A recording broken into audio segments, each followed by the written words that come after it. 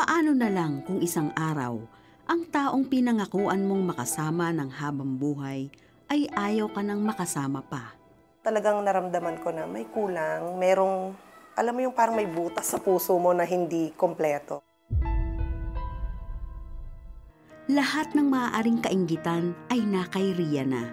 Maganda, may magandang propesyon, mabuting asawa at mga anak, ngunit nanatili siyang mapaghanap. I felt like I'm happy when I'm going out with friends, hanging out with them, hearing music, dancing on the dance floor, ganyan. So, temporarily, it made me felt happy. Ang pag-aasawa ni Rhea ng maaga ay nagbunga ng pagnanais niya na bumarkada.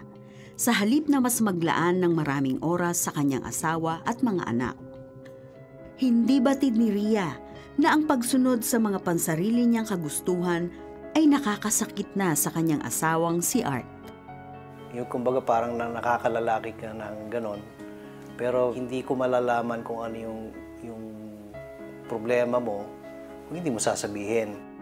Sa halip na pag-usapan ng problema, pinili na mag-asawa na manatiling tahimik, ngunit isang gabi. There was really a point na yung time na yun na talagang nag-away na kami.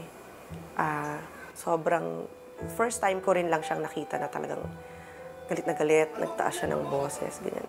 Bakit binigyan ako ng sakit ng ulo na ganito? Parang I'm trying to make everything work, I'm trying to make it for my family, and bakit para sa akin, this is something na parang kawawa naman ako. Sa halip na gumanti, minabuti ni Art na maging mas responsableng ama at asawa sa pamamagitan ng pagpapaunlad sa sarili.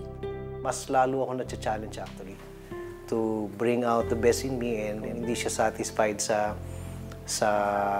basic things like yung sa salary and yung sa providing for the family. Nagsubok ako ng ibang ways, magkaroon ng kahit sideline man lang. Hindi man batid na mag-asawang Rhea at Art, mayroon palang pamamaraan ng Panginoon upang maisaayos muli ang kanilang pagsasama. Isang araw, inimbitahan si Rhea ng kanyang anak na si Junie sa isang Kristiyanong pagtitipon. Tanda ko pa yun, I was smoking. And he said, "Ma, I want to invite you to church." Nakita ko, nakabadong-kabado yung anak ko when he told me about it. Sabi ko, "Oh, sige anak." Ang sandaling iyon ang simula ng pagkilos ng Diyos sa buhay ni Rhea. I came in, I sat down at the back.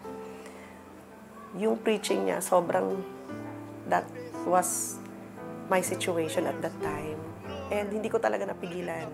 Sobrang iyak ako ng iyak. And when he made an altar call, that was the time that I accepted Jesus Christ as my Lord and Savior. After that, the Lord started changing the way I felt, the way I think. Nawala yung pagiging proud ko. It was really an encounter with God. Ang isang bagay na tumatak sa puso ko noon is I need to ask forgiveness from my husband.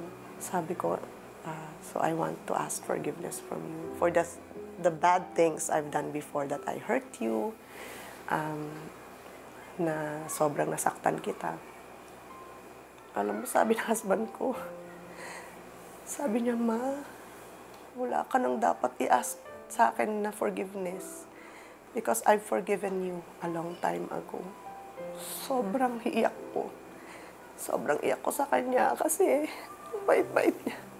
Wala nga listahan eh. Parang, why shall I keep a list of yung mga nangyari nung past? Kung mali yun eh, why do you have to cherish it? There's something going on which actually na-catch yung attention ko. Yung sense din ng I need to care for my family first before myself. Lumabas yun. Yung hindi niya tinotolerate yung mga wrongdoings, mas naging stronger pa yon. Doon ko nakuha yung strength ko actually na gawin itong mga trabaho sa labas because I know for a fact na she is a changed woman and I can now just focus on what I need to do, which is work hard for the family. Bukod sa maayos na pagsasama, ay sunod-sunod na bumuhos din ang pagpapala sa buong pamilya ni Rhea. Naging matagumpay siyang real estate owner or president ng First 10 Realty. Samantalang si Art naman ay isa ng technical manager ng isang international company. Hindi naglaon, nagtayo din ang mag-asawa ng isang restaurant, ang Carne Frio. Ang lahat naman ng kanilang mga anak ay pawang matagumpay na sa kanya-kanyang larangan. Tunay ngang mayroong pagpapala kapag tayo ay nagpabago sa Panginoon at sumunod sa kanyang kalooban. Kailan pa po kayo hiwalay ng asawa niyo, Ate Mila? Ano sa tingin mong sinasabi sa'yo ni God? Do you believe God for provision? May I pray for you? Kumusta ka na? I'm excited to see how God will use you. Natutuwa naman ako marinig kung paano gumalaw ang Panginoon sa buhay ninyong mag-asawa. The God who healed you wants your heart. We rejoice with you. Pinagpala pa po kayo financially. So ngayon po, let us thank God on how He moved in your life.